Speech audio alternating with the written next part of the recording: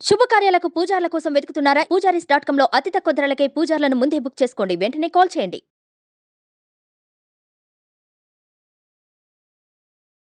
ఓం శ్రీ గురుభ్యో నమ. శ్రీ మహాగణాధిపతయ నమ. శ్రీమాత్రే నమ. కర్కటే పూర్వ ఫల్గుణ్యాం తులసీకాననోద్భవాం పాండ్యే విశ్వంభరాం గోదాం వందే శ్రీరంగనాయకీం. నీళాతుంగస్తనగిరితటీ సుప్తముద్బోధ్య కృష్ణం పారార్జం స్వం శృతిశతశిరసిద్ధమధ్యాపయంతి స్వోచ్ఛిష్టాయాం సృజినిగళితం యా బలాత్కృత్య భుంక్తే గోదా తస్యై నమ ఇదమిదం భూయ ఏవాస్తు భూయః. శ్రీ భూనీలా సమేత గోదా రంగనాథ స్వామినే నమః.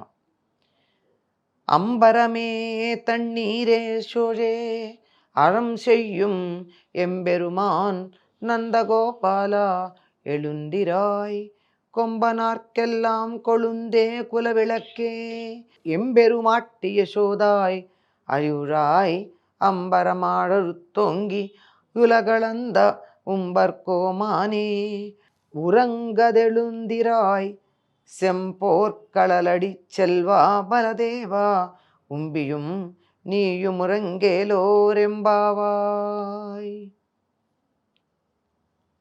గోదాదేవి 17వ నాటి ఉదయం అంటే సూర్యోదయానికన్నా చాలా ముందుగానే స్నానాధికములు నిర్వర్తించి ఆలయానికి వెడుతూ చెల్లుతో కలిసి, ఇక్కడ ఆలయం అంటే నందగోపాలుని ఇల్లు, నందగోపుని భవనం. ఆ భవనానికి వెళ్ళి ముందు పాసురంలో భవన పాలకుణ్ణి ప్రార్థించింది. నువ్వే తలుపులు తెరచి మమ్మల్ని లోపలికి ప్రవేశింపచేయి అని. ఇక్కడ లోపలికి ప్రవేశించాక ఎవరెవరు అనుమతి తీసుకోవాలి? వాళ్ళందరి అనుమతి తీసుకునేటటువంటి పని చేస్తోంది. అంబరమే తన్నీరే షోరే అంటే వస్త్రాలు కావలసిన వారికి వస్త్రాలు, మంచినీళ్ళు కావలసిన వాళ్ళకి మంచినీళ్ళు, అన్నం కావలసిన వాళ్ళకి అన్నం, ఏది కూడా నాకు ప్రతిఫలంగా కావాలి అని కోరుకోకుండా ధర్మబుద్ధితో దానం చేసేటటువంటి నందగోపాల అంది.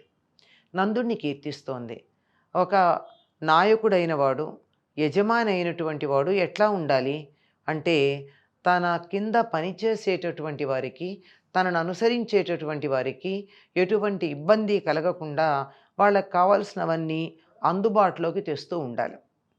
నందుడు ఆ వ్రజానికంతా నాయకుడు గనక వ్రజంలో ఉన్నటువంటి వారందరికీ ఏం కావాలంటే ఇది సమృద్ధిగా ఇచ్చేవాడు. అంటే వస్త్రాలు కావాలి ఇచ్చేవాడు, నీరు కావాలి అందుబాటులో తెచ్చేవాడు, అన్నం ఆహారం కావాలి ఇచ్చేవాడు. ఇలా ఏదైనా మళ్ళీ వీళ్ళు నాకేమిస్తారు, వీళ్ళ వల్ల నాకేం ఫలితం ఉంటుంది అని ఆలోచించకుండా ధర్మబుద్ధితో దానం చేసేటటువంటి నందగోపాల మా నాయక. మరి వీరు కూడా నందవ్రజంలో ఉన్నప్పుడు ఆ నందుని యొక్క నాయకత్వం కింద ఉన్నట్టే కదా. మాకు నందగోపాల మా స్వామి మేలుకో. తలుపులు తెరుచుకుని లోపలికి వచ్చారు, ఇంకొకళ్ళని నిద్ర లేపుతున్నారు. ఇక యశోదని చెప్తున్నారు, ప్రబ్బలి చెట్లల్లాగా సుకుమారమైన శరీరాలు కలిగిన స్త్రీలలో చిగురు లాంటిది. ప్రబ్బలి చెట్లు చాలా సుకుమారంగా ఉంటాయండి, ఎత్తుగా కూడా ఎదగవు. అటువంటి చెట్లకు ఉన్న చిగురు ఎలా ఉంటుందో అంత సున్నితంగా ఉంటుంది. మరి ఈవిడ ఇంటి పనులు చేస్తుంది, కృష్ణుడు లాంటి వాడిని ఎత్తుకుంది, తర్వాత అతన్ని దండించింది, ఎన్నో పనులు చేస్తుంది. అయినా సరే సౌకుమార్యానికి పనులు చేయడానికి సంబంధం లేదు. సౌకుమార్యం సౌకుమార్యమే. అంత చిగురు లాంటి సౌకుమార్యం కలిగినటువంటి ఓ యశోదాదేవి, నువ్వు అంతేనా? మా వంశానికి మంగళదీపం లాంటి దానివి. అంటే ఈ యదువంశం ఏదైతే ఉందో, యాదవులు ఎవరైతే ఉన్నారో వీళ్ళందరిలోకి కూడా ప్రకాశమానంగా ఉండి అందరికీ కీర్తి ప్రతిష్టలను తెచ్చిపెట్టేటటువంటిది మంగళదీపం లాంటిదానా? మా స్వామిని మాకు యజమానురాలివి నువ్వు. యశోద మేలుకోవమ్మా. అంటే వారి పట్ల ఎంతటి గౌరవభావం ఉందో ఇక్కడ మనకు అర్థమవుతోంది. ఆకాశ మధ్యని చీల్చుకొని పెరిగి లోకాలన్నింటినీ కొలిచిన త్రివిక్రమ, నిత్యసూరులకు నాయకుడా, నిద్రింపరాదు. ఆకాశ మధ్య భాగాన్ని చీల్చుకుని పెరిగాడు ఎవరైనా, పెరిగి లోకాలన్నింటినీ కొలిచాడు. తన పాదంతో లోకాలన్నింటినీ కొలుచుకుంటూ వెళ్ళాడు కదా. అటువంటి త్రివిక్రమ, అంటే 3 వైపులా విక్రమించినటువంటి వాడు, అంటే 3 రకాలుగా విక్రమించినటువంటి వాడు. అంటే పొడుగు వెడల్పు మాత్రమే కాదు, ఎత్తు, ఈ 3 డైమెన్షన్స్ ఉంటాయి కదా ఘన పదార్థానికి. అలా 3 డైమెన్షనల్గా పరాక్రమించి విక్రమించినటువంటి వాడు త్రివిక్రముడు.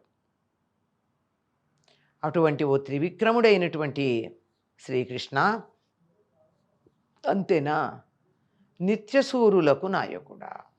శ్రీ వైష్ణవ సంప్రదాయంలో పరమభక్తులైనటువంటి వారందరినీ వీళ్ళందరూ నిత్యసూరులు అనేటటువంటి పదంతో సంకేతించి చెప్తారు. వాళ్ళ పట్టికి కూడా ఒకటి ఉంది. వాళ్ళందరికీ నాయకుడు అయినటువంటి నువ్వు నిద్రపోవడం సరైనటువంటి పద్ధత. నువ్వు నిద్రపోకూడదు కదా, మేలుకో.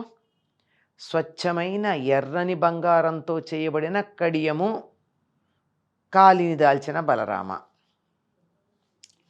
ఎర్రని బంగారం అనే కాకుండా బంగారములో ఎర్రని మాణిక్యములు తాపడం చేసిన కడియం కాలికి ధరించినవాడా, ఓ బలరామ, నువ్వు నీ తమ్ముడు మేల్కోవాలి అని గోపికలు ప్రార్థన చేశారు. బలరాముడికి ఒక విశేషం ఏమిటండి, కాలికి ఒక బంగారు కడియం వేశారు. అది ఎరుపు రంగుదై ఉండొచ్చు, లేదంటే ఎర్రని మాణిక్యాలు తాపడం చేసిందై ఉండొచ్చు. అటువంటి ఎర్రని కడియం కాలికి కలిగినటువంటి బలరామ మేలుకోమన్నారు.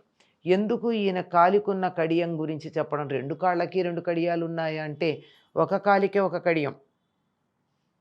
ఎందుకు అంటేట, సంతానం కలిగిపోతూ ఉంటే ఎవరి తరువాత పుట్టినటువంటి వాడు నిలిచి ఉంటాడో, బతికి బట్ట కడతాడో, అటువంటి వాడికన్నా ముందు పుట్టినటువంటి వాడు వాడి వెన్ను చలవ వల్ల పుట్టాడు, బతికి బట్ట కట్టాడు అని అతని కాలికి ఒక కడియం వేస్తారట. మనకి వ్యవహారంలో వెన్ను చలవ అన్న పదం ఉంది. అంటే ఒకరు పుట్టిన తర్వాత మళ్ళీ రెండో వాళ్ళు పుట్టడానికి వీళ్ళు అవకాశం ఇవ్వడం. కొంతమందికి ఒక సంతానం అయ్యాక రెండో సంతానం కలగదు. అంటే ముందు పుట్టినటువంటి వాళ్ళకి వెన్ను చలవలేదు. మరి కొంతమందికి వారి తర్వాత అలా అనుస్యూతంగా వస్తూనే ఉంటారు. అలా మొదటిసారి ఎవరైతే తన తరువాత మరి కొంతమంది తమ తల్లిదండ్రులకి జన్మించాలని అనుకుంటారో అటువంటి వాళ్ళని వెన్ను చలవ కలిగినటువంటి వారు అంటారు. అటువంటి బలరామ, అంటే బలరాముడు పుట్టాక మాత్రమే తమ్ముళ్ళు బతికున్నారుగా, తమ్ముడైన కృష్ణుడు, చెల్లెలైన సుభద్ర బ్రతికి ఉన్నారు. కానీ అంతకుముందు వాళ్ళందరూ పుట్టంగానే తీసుకెడదామని కంసుడు అనుకున్నా, కాదన్నా, తరువాత ఒక్కసారిగా అందరినీ సంహరించటం జరిగింది.